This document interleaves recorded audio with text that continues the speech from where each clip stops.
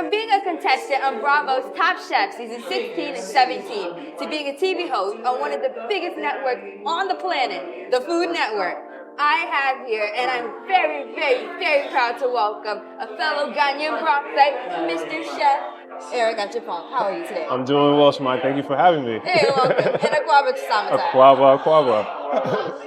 Now, let me say I'm super happy to be able to talk to you. And I've been watching Food Network for a long time. I've been had that from my grandmother to my mom to me. And I must say that with what you're doing, you're showing other Ghanaians, especially if they live in the Bronx or from the Bronx, what we can do. Mm-hmm. And you're paving a way for people to follow after. So thank you for that. Of course. I'm so thrilled to be here. Thank you again. Medase, I should say, as well. Hey, Medase.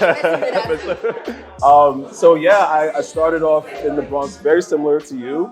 And I moved to Ghana when I was 2 years old. I lived there for about 3 years, about 5. So very early kind of formative memories. Yep. And then I moved back to New York from there. And I've been in New York for about 20 years after. Wow. So, but I very much grew up in a very West African traditional home. Watch it, jollof and fufu and all that stuff was cooked every single day. So all those things inspired me, especially when I found out that I wanted to be a cook. That was my instant inspiration and kind of first memories about food. And yeah, those is kind of how things started. Now, you moving from Ghana to eventually go to New York. What part? The Bronx? The Bronx, yeah. What part of the Bronx? So my family first moved down to the South Bronx. So we were near Morrison Avenue, Simpson area. And then we moved up to further north Bronx. So now we're in Baychester, Eli Avenue, kind of the Valley area. Yeah. All right, I asked that because I'm from Parkchester. Of course, so you know Uptown as well. Yeah, you know Uptown. Yeah. That's why I asked. I want to know this. You moved from Ghana when you were 5 to go back to the Bronx. Yeah. How did people take you? Were they oh, what are you talking about? What's this food? What's that food?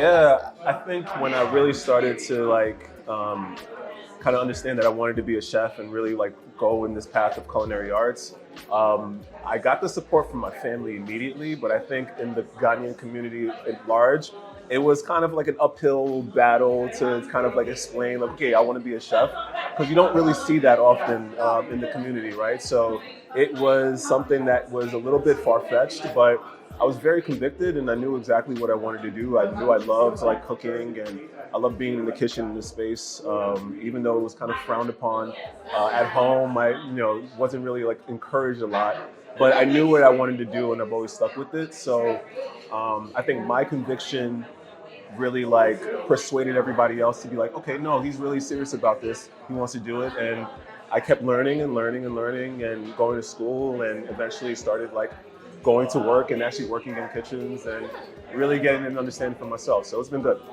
Yeah. Now let's talk about the Ghanaian aspect. You said Yes. you watch it and jollof and all of that.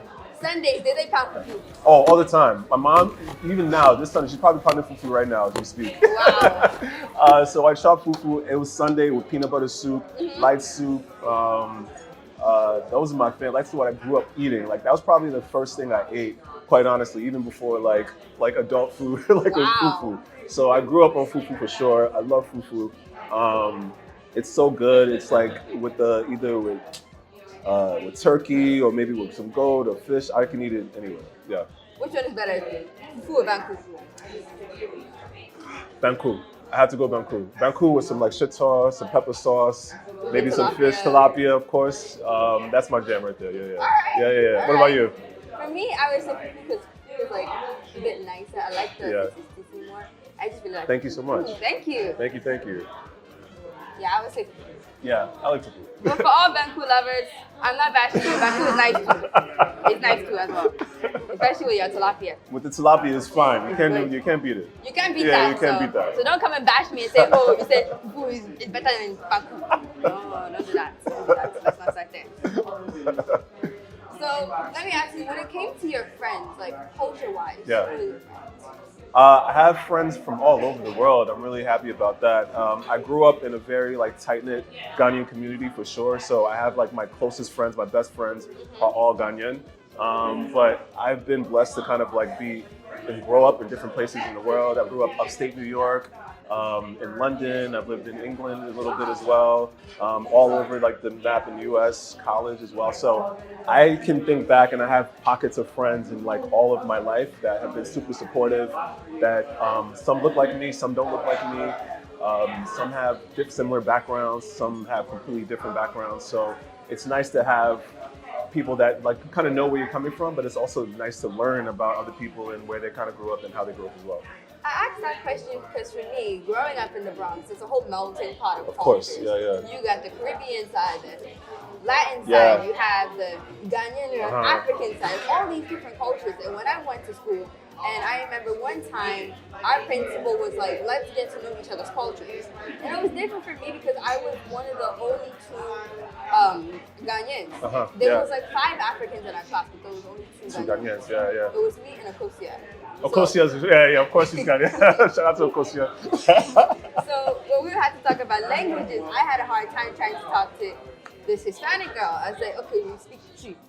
She mistook it as we're speaking to trees, and she would make fun of me the entire time. Like that's not what I'm saying, right? That's not what I'm saying, right?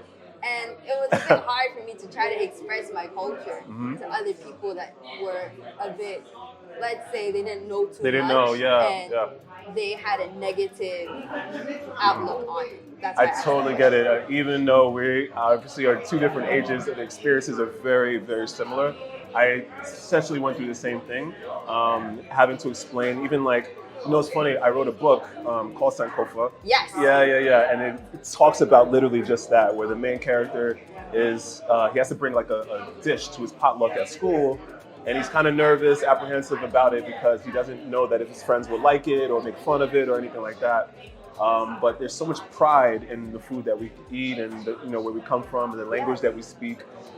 So I think once you kind of understand that and where you're coming from, who your parents are, and the richness of the culture that you come from, then you have nothing but to be proud. You just want to stand and you want to tell everybody, you want to really show it. And I think it's really knowing about yourself and knowing about your family that is like the catalyst to kind of like get you to be super proud. But I'm glad that you were able to still, even through it all, talk about it and stand up for you, because Ghana's in West Africa is such a beautiful culture and a lot of people should know about it. It is. Yeah. It is also the hot spot right now. Right now it's hot. Yeah. It's hot. And for me, I love Ghana with all my heart. Yeah. I love it.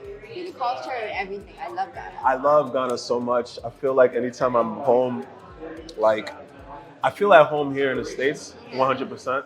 But it's a different kind of like feeling of just like everyone looks like you, everyone's speaking the same language. There's, I can blend in a little bit more. And to me, that feels like it's safe. You know what I mean? Everybody is very much, it's a safe country. It's a beautiful country to be in. The food is amazing. Yes. Like everything is just so like fun. I love Ghana. I'm so happy that you're living there as well. Yes. That's so cool. For me, I'm like, Ghana is my home. New York is my home. Ghana is my home. Same thing. New York for me is home. Ghana for me is home.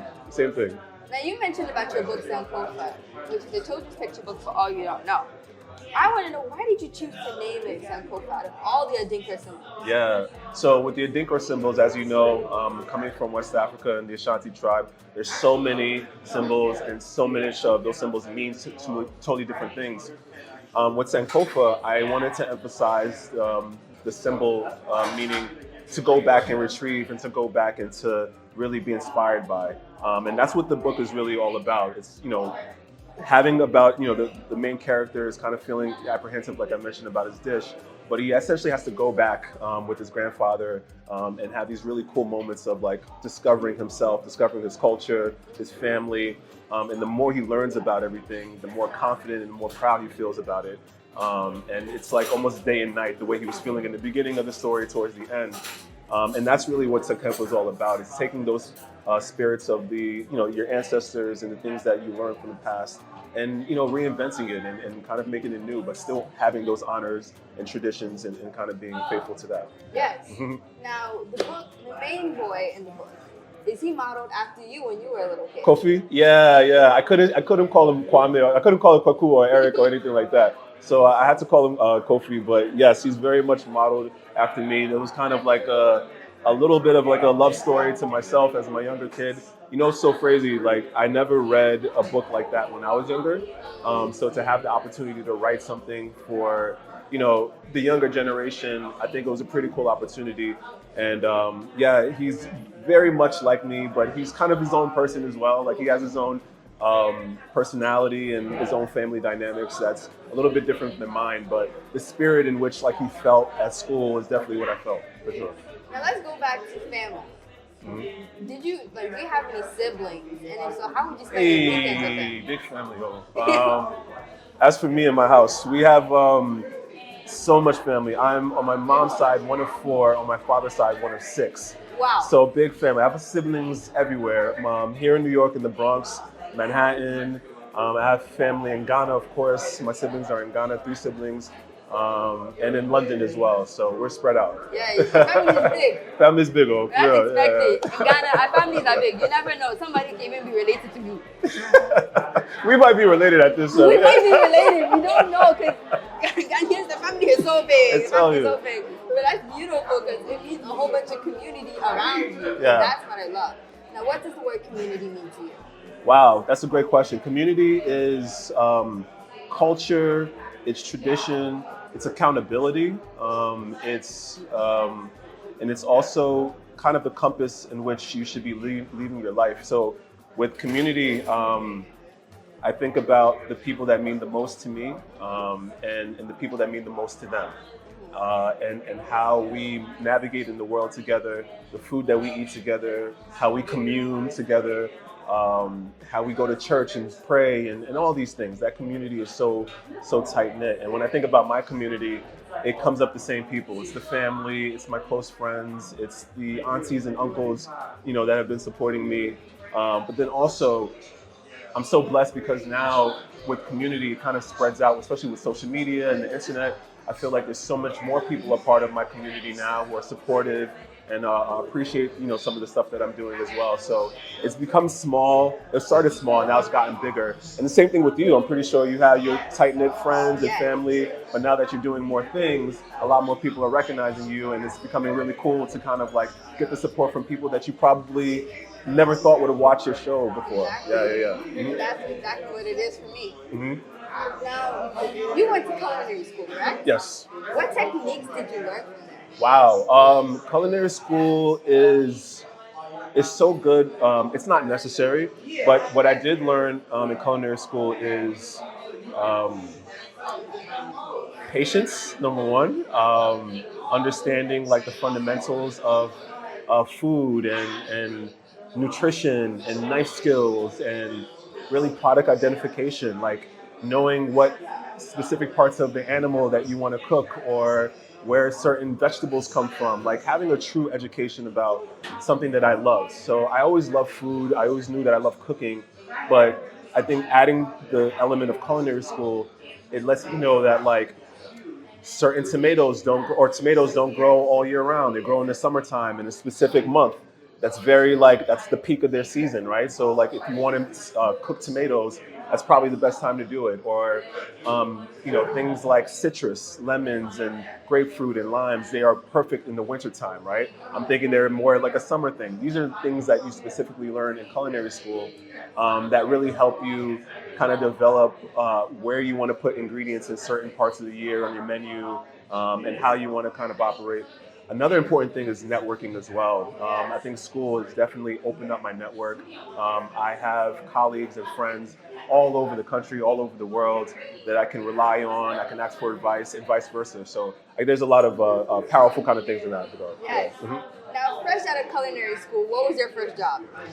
Oh, I worked in a spot called Nuella. It was a Peruvian restaurant in New York City. And I worked as, I was doing PR, ironically. Wow. Yeah, I really wanted to get an understanding of like the industry, the restaurant industry from all sides of the fence. And one day it was funny because the chef, a good friend of mine now, Chef Adam Shop, he was down as cook in the restaurant and we were kind of scrambling. And I'm like, oh yeah, I went to culinary school. I can help out. I can do this. And then from like the PR side and kind of helping with the restaurant's PR, I literally just hopped in the kitchen just to help one night. And I'm like, I love this so much. So I just stayed in the kitchen.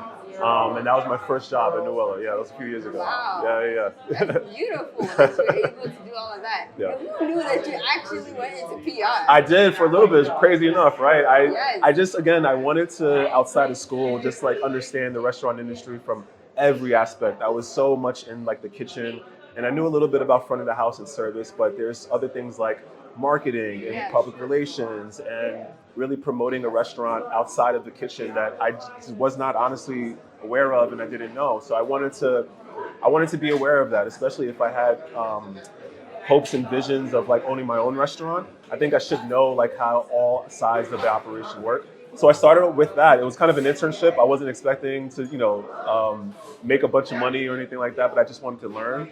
And then the opportunity to actually go into the kitchen happened while I was there.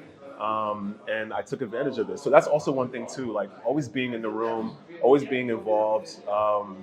That leads to so many more doors. When you're actually working, you can be in a place like Melba's and meet Miss Melba, and she can introduce you to someone else, and so forth and so on. So these are things that you don't necessarily learn in school, but you have to actually be in the real world, to figure out. Yes, and to be very on hand. On hand, exactly, 100%. Mm-hmm. Now, let me ask you, how did you get onto Bravo's Top Chef season 16 and 17? Wow. I've been a huge fan of, by the way, you're an amazing interviewer. Thank you. You're killing it, by the Thank way. I you. love it. So I've been a huge fan of Top Chef since the series started. I watched it in high school, in college, and I would always be like, man, these chefs are so good. I could never get on this level. Like, just thinking the best of this because it was so creative, the thing they were doing. The challenges were so tough, and like the food that they were creating, I was so inspired every single year. And the opportunity came I actually applied for season 15. And I got as far as the casting process, and then life happened and I couldn't get on to that season. So what they did was they kept me in mind for season 16 that I actually was on, and they reached out and I was like, yeah, I would love to do it. This was actually the first season that they announced the city before the cast. So typically in previous Top Chef seasons, they always announce like, oh, we have these 15 chefs competing this year, and then they'll tell you where they're competing.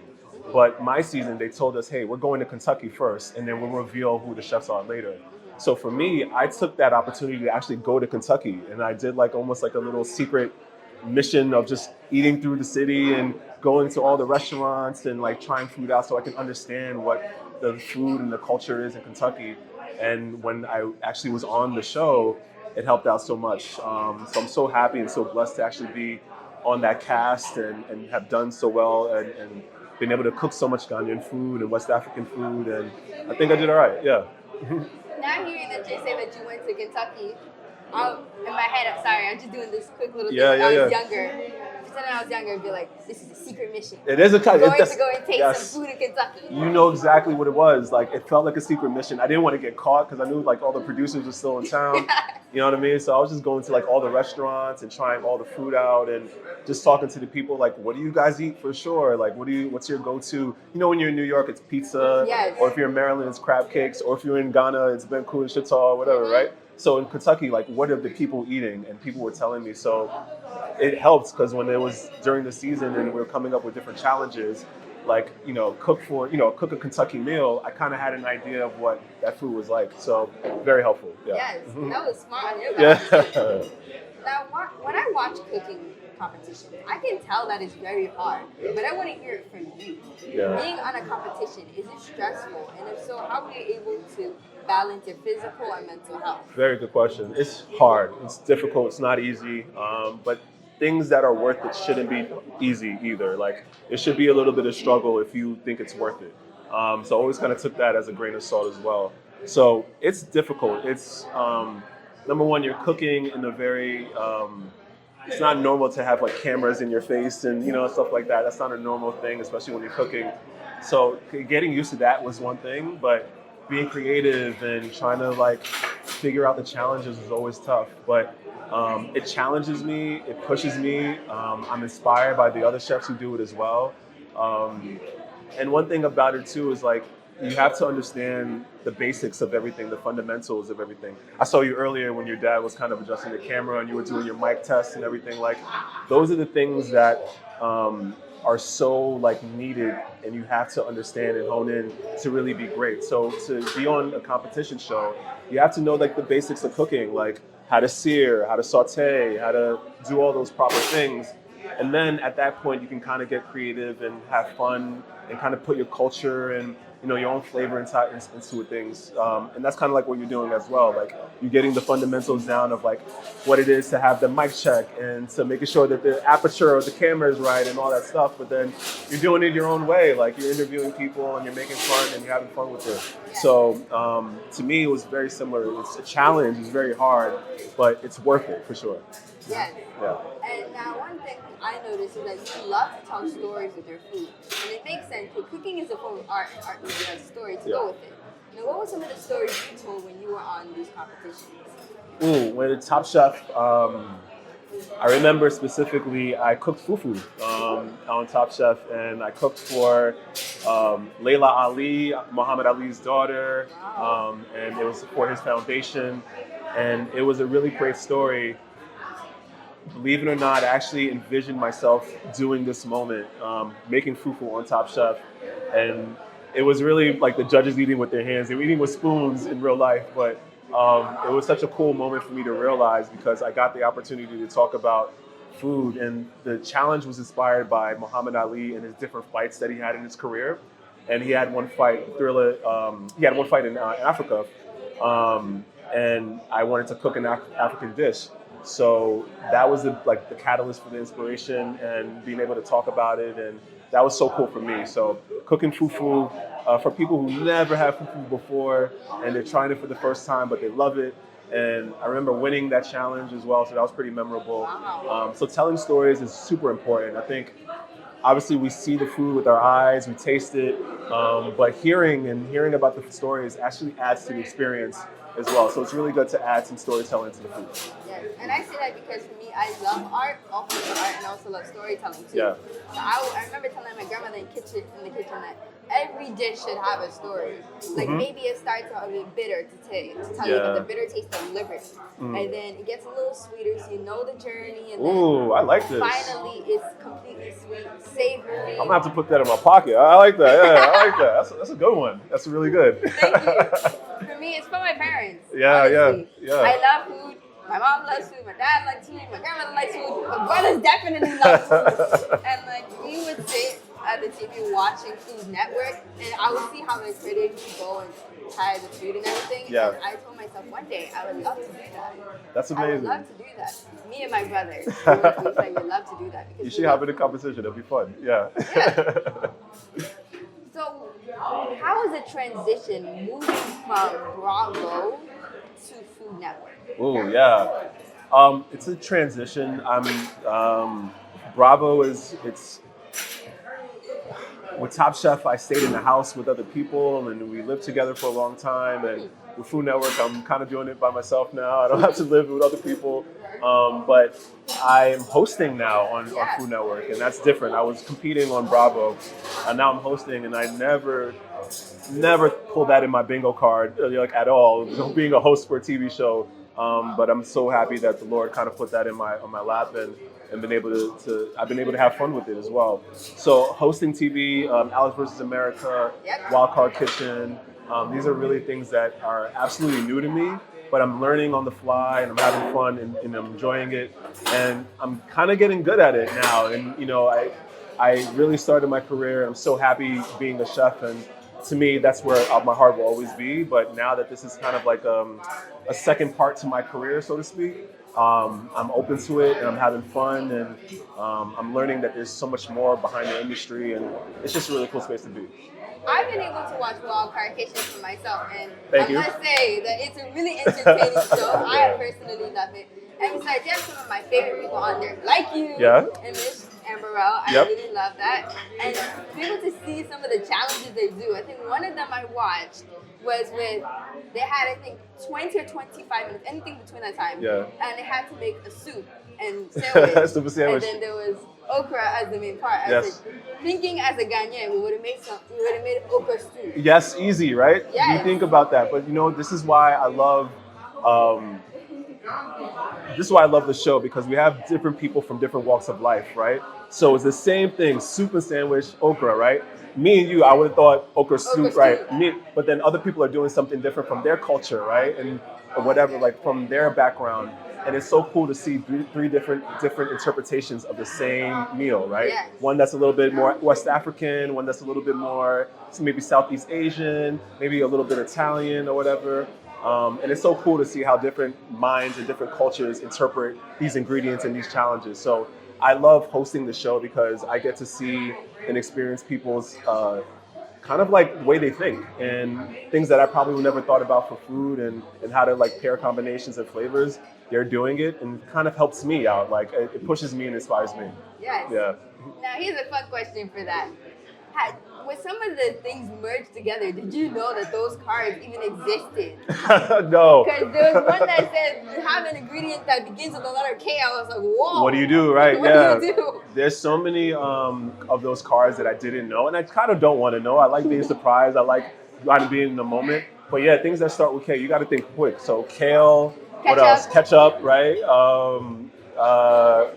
That's That's all I can think of right now. Kale and ketchup. Yeah, that was it. And I was like, oh my gosh, what are they gonna do? Or you can't use any fresh produce. You can't use fresh produce. Sometimes you just gotta like, I can't do that. Like, or you cannot use any dry seasoning. that's tough. Like, this is how we cook with fresh produce, dry seasoning. So the challenge is really trying to get out of that box, but it's tough. I commend you chefs, so it's not easy. Yeah. And one of the things I noticed with the whole kitchen, about Wildcard Kitchen, I noticed that it causes you to think outside of the box and be very innovative. Because with the Guy Night Out, when Jet couldn't have any dry seasoning, he tried to be innovative. He said, okay, these things and these things already have salt in it. Yes. So you can put that there. Yeah. And I love how it causes you to be innovative, to think and learn something new at the same time. Yeah. I would have never known the oysters and clams are already like The really salt. salty. Yeah. I would have never known that. So things like that, I love it. It's so amazing. And it's so cool because when you watch Food Network, it's kind of like you're getting a little bit of a culinary history lesson too. Yep. Like Jet has been cooking for so long. He has so much knowledge about food that you can either live the life he lived or just listen to him talk and kind of gain some of the knowledge that he knows. So yeah, when you don't have salt, someone like Jet can figure out like, okay, this has salt. Maybe I can add it into my dish and make it salty. And that's just really practice and kind of loving the passion of the cook and really being knowledgeable about everything. And yeah, you get to make some really good food and teach other people as well. Now with hosting, you mentioned that was something new for you. Yeah. How are you able to like warm yourself up to it? Because you're a cook, then all of a sudden you're a host. You got a host, yeah. I remember the first time doing Alice vs. America, the first episode, we were like maybe 20 minutes in, and I'm like, you guys made a terrible mistake. Like, this is a bad idea. This is so bad. Because I was like fumbling over my words. I didn't know what to say. I'm sweating. I'm like, this is so bad. But like, they were so patient with me, and they really like allowed me to be myself and like talk to the camera. That was the one thing I really like to do, was just like talk to the camera like I'm talking to people at home. And they're like, oh, this is pretty cool. Yeah, let's do more of that. And when they kind of encouraged me to kind of like be myself and talk about food in the ways that I like talking about food, then it became easier and easier and easier. So I remember that first episode, season 1, I was so bad, so nervous. And then it wasn't up until like, we shot, I think, 6 episodes that first season. It wasn't up until episode 5, I was like, okay, I got this. I know what I'm doing. But then it was over. Like, we shot one more day and then that was it. So I had to wait until season 2 to kind of pick up that rhythm again. But I think once I did, like, I was super comfortable. I'm still learning. I'm still on the fly. I'm not like a seasoned host like, you know, Guy Fieri or Bobby Flay, who's been doing it for some time. But I think also people like the fact that I'm new and, I'm not that polished. So I think that kind of aids to it a little bit as well. And it shows like the realness to it. That hey, it takes time. You're not just picture perfect all the time. Yeah, And that's perfect because then it makes you relatable to other people. I agree. Yeah, I would imagine maybe the first time you did an interview, were you pretty nervous? First interview, yes. Yeah. Even me going to become a TV host, because I'm also a TV host in Ghana. Yeah. I'm the youngest one too. It's amazing. That's so cool. It's amazing. So the first day, I was like, I don't know what I'm gonna do. What you're doing, right? Yeah. Me and my mom thought I was gonna get fired. I was like, seriously, I can't do. She's like, yeah. Because I was busy thinking, first of all, why are they 3 different cameras? I know. One camera for one person. Finish. I have one face. I have one face. I don't have 3. I don't have 10.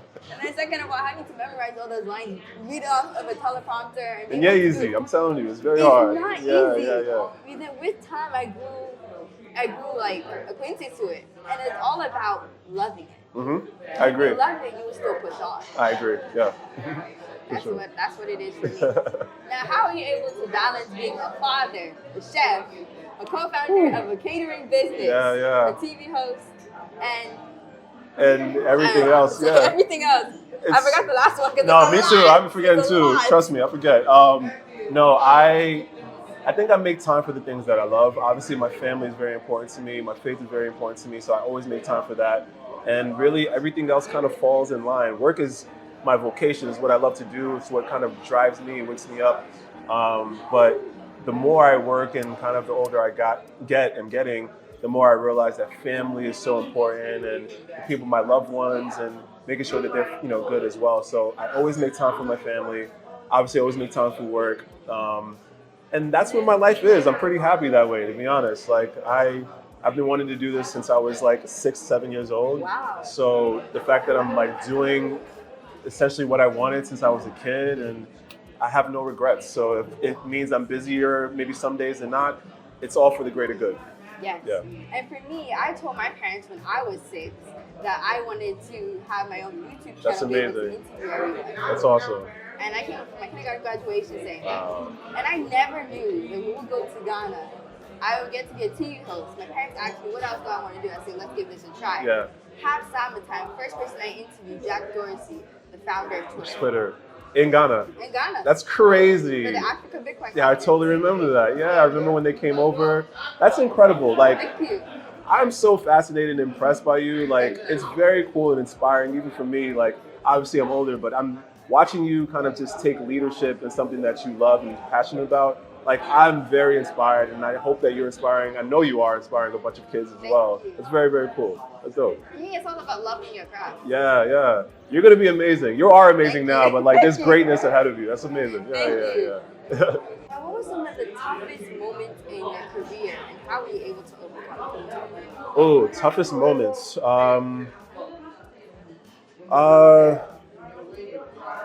I don't know. I think maybe some of the frustration, maybe some of like internal doubt that you might come into your head, like, I don't know if this is gonna work, or things like that. That happens naturally, but I think I've always been fortified in like, this is my path. So whatever is for me is gonna happen for me, and if it's big or small, I should be satisfied because I'm very happy with what I'm doing. So I've never really taken anything as like a step back. There's been blatant things that like would be obvious to be mad about, or microaggressions here and there, but I'm so far past that mentally that like, even if I see it as something very like obvious to be rude or oppressive or disrespectful or racist or whatever the case is, I think I've lived a long enough life to know that it's not like, I shouldn't put energy into bad stuff, you know what I mean? So I win, lose, or draw, I kind of take everything as like a learning experience. Yeah. Yeah, and that's perfect when you do it like that. Yeah. Now, what are 2 fun facts about you that a few people know? Cool. 2 fun facts. Fun. I love cereal. I'm a huge cereal eater. I love cereal. Like, really? What's your favorite cereal? Boy. Okay. I love Frosted Flakes. Frosted Flakes is good. Frosted Flakes is good. I like it. Frosted Flakes is good. I like him. Big cereal fan. And then another one is, I'm afraid of heights. I'm kind of getting better. I fly a lot, and that kind of has gotten me better. But I like roller coasters, like helicopters. Those I can't tall buildings, no thank you. I'm all set. Yeah. For me, I'm with you on a certain level. Yeah. Planes, I love. I like flying. I like traveling. I like to fly, right? Yeah. When it comes to roller coasters, no joke. I put my feet on the ground. Just Why? I don't want to pay to be scared. I don't understand that. Yeah, I never got it. Yeah. Some people pay to be scared. They say that they want the thrill of their life. They say I don't want to. I don't know. I don't want to lose my life. That's not thrilling to me. Yeah. And it didn't help that I would watch things and they say this thing happened. I said no, sir. No, that's not my portion. Doing anything tall. It's not my portion. I like when my friends tell me how the experience was, and I'll live through you. But for me to get there, no, I'm all set. I'll wait in line and get like the stuffed animals or the food. Like that's me. And I'll be doing the gaming. Yes, I'll do the games. And I'll be doing the little roller coasters that don't go up. See, we would have, we can hang out and we can hang out. We go to the roller coaster amusement parks, not to go to the roller coasters. Yes, that's what we would do. That's exactly what we would do. That's exactly what we would do. That would be fun. That's good. And for me, I love cereal too. Yeah. My brothers kind of put me onto that. Yeah, cereal's the go-to. They're like, somebody, you have to eat cereal. I said no. They said you will. And I just find out I like cereal. I love cereal. It's like, I remember after restaurants, like coming home and there's not much to eat. Just put some cereal, and just go to, be good. Perfect meal. Perfect meal. The perfect meal. It is. Now, what was it like going to Bogotá in the northern region? Have you ever been there prior to that? Wow, never been there before. It was my first time going anywhere, honestly, past like Abri. That's the furthest I've been north. But it was such an amazing experience. It took about a few hours to fly there, and it took maybe another 2 hours to drive to the village. So we were at the top of Ghana, the northern region, and it was such an amazing experience. We were greeted by like a parade, and there was people dancing and celebrating the fact that we were there, and that was very like sweet and touching. But then to see the artistry and like the hard work that the men and women are doing to putting behind those baskets and weaving them by hand, and you don't really have a true appreciation until you see it being done, and that to me was so amazing. And the fact that they did so much for the crate and barrel line that we put out there was like beyond my imagination. So it was a very humbling experience, one that I will never forget. I got to visit a part of Ghana that I've never been to before. The rural areas of Ghana, it was beautiful, so much space and lands, and just the people were amazing. So I'll never forget it. For me, especially when I visit different parts of my country, Ghana, it's wonderful. Yeah. I remember the time that we went to go and visit the Eastern region. Yeah. It's a very long drive. Very long drive. You were in Volta area or the Eastern region? Yeah. The Eastern region. Yeah. So we went there, and I was like, this is actually beautiful. Despite that it was raining and it was extra long traffic. Because it's a known fact that when it's raining in Ghana, the traffic forget it. The traffic is wahala. That's wahala. As for that one, you're not going anywhere. You're not going anywhere. You stay right there. You stay right there. Put your AC on and Put your AC on, relax. Even go and watch TV. Go and watch your phone song. That's it. Because it's going to be a good chance that it doesn't move until 1 hour later. Yeah. You watch the whole 1 hour movie. I've never been to the Eastern region though too. That sounds like a lot of fun. It was. Beautiful. Wow, I gotta go. Beautiful, honestly. I gotta go. There's certain places in Ghana that I just look at and say, wow. I know, You never know, like Aburi. Aburi is beautiful. It's so it's one of the best kept secrets. I think about like places in New York, like Upper Westchester, and like maybe like the Blue Mountain Farms, or like in California, like Napa Valley, and kind of like the wine country. That's what Aburi is to me. It's like you have the main city, Accra, but then you have a city that's almost like further ahead. But you can enjoy the city of Accra without being there. It's so peaceful.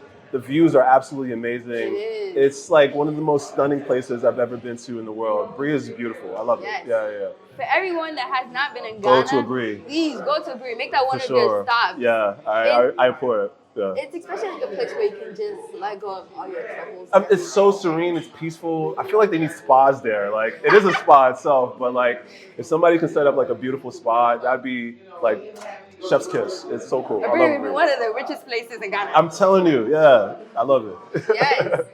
You know what? When do we should do that? We should go to Aburi. Hang out for sure. Make a spot. Listen, I'm there. I'll cook the food, obviously. Bring everybody together. It'll be a good time. Yeah, it'll be a good time. We have to do that one day, guys. Hashtag making a spa for Aburi. Yeah, spa Aburi. I like Hashtag it. making a spa for Aburi. Now, do you see yourself possibly mentoring any kids from the Bronx or in Ghana? Oh, absolutely, for sure. That's something that is by far, I have to do it. It's almost like national service. You know, in Ghana, there's national service. You have to work for the country for a little bit after school. I subscribe to that 100%. I think all countries should really subscribe to that. When you come out of school, you should do something for your country that is related to something that you love. So whether you are, hosting a show or interviewer, you can maybe teach classes, or whether you're doing PR, you can kind of teach people who are interested in PR. I think it's such an amazing civic duty, something that you should do because of your country, and you should be obligated to do so, right? Like, I totally agree. So I would absolutely love, even though it's not mandated, to serve and help kids who are interested in learning about food and culinary arts in the Bronx or in Ghana. Like, sign me up for sure. Absolutely. For me, I'm asking that question because my youngest brother, he's into food. Oh, I see what you did. I know your tricks. I see what you did. Hey, nobody don't listen to him. It's not a trick. When I ask that question, I just think about my little brother. I love it. That is all. Is he cooking now? He wants to cook. Okay. He's watching my mom, and then he helps stir everything. That's good. What is this? What is that? And if I'm trying to make something in the kitchen, I ask him to help me because he loves it. I love that. He said one of the first things he wants to do is make jollof. Okay, that's a good start. How to make jollof. Yeah. You can do it. Because he honestly loves jollof and shiitake together. That's my favorite too. Jollof and shiitake together, like, so good. It's the best. We can go to a brie. We're gonna have some dinner, family. We should make sure everybody cooks. It'll be good. Yeah. That would actually be lovely. Listen, we don't. You guys hold us to that. Just kidding. Now, do you have any inspiring words for the audience? And if you do speak Tree, you say it in Tree and translate it. Say it against the last part. Mm-hmm. And if you do speak Tree, can you say, like, if you speak Tree fluent? Oh, sure, yeah. You know what? My Tree isn't as strong as I want it to be. I understand Tree very well. But speaking it, I remember I used to get made fun of because of the American accent and all that, right? Yeah, it was really big. But inspiring conversation. I mean, wow. Work hard. I say work hard. It sounds cliche, but I think it helps tremendously. Find something that you love to do. Explore, even if you're not sure exactly what it is that you love. Try different things out. YouTube is amazing. YouTube University, amazing. You can research and do so much things, and find something that sparks your interest and dive into it. And once you dive into it, I think learning the fundamentals about it is so important. And practicing. So whether you want to be a host or an interviewer or a chef or a photographer or a musician, knowing the craft behind it and how to be the best out of it, and then really kind of putting your own spin on it afterwards is the best bet. So work hard for sure is always the best thing. And no mess around either.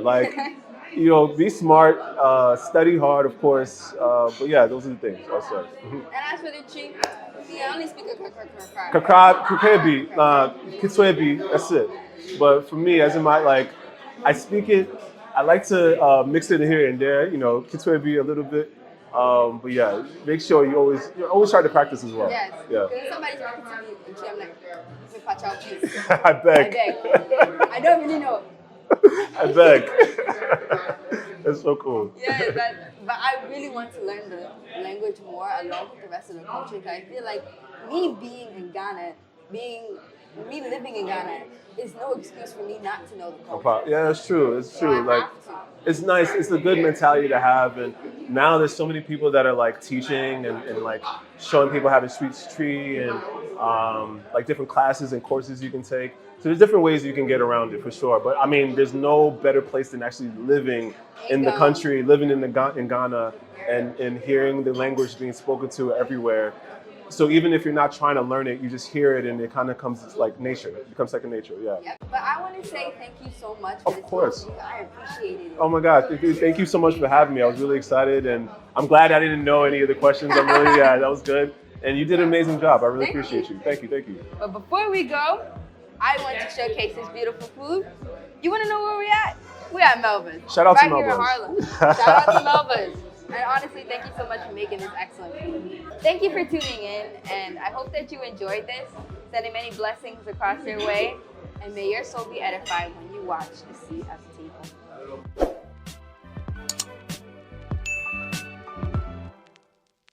That's a wrap. You are so good. I'm so impressed. Thank Well you. done. That was really fun. Thank you so much for having me. You're I appreciate welcome. it. Yeah.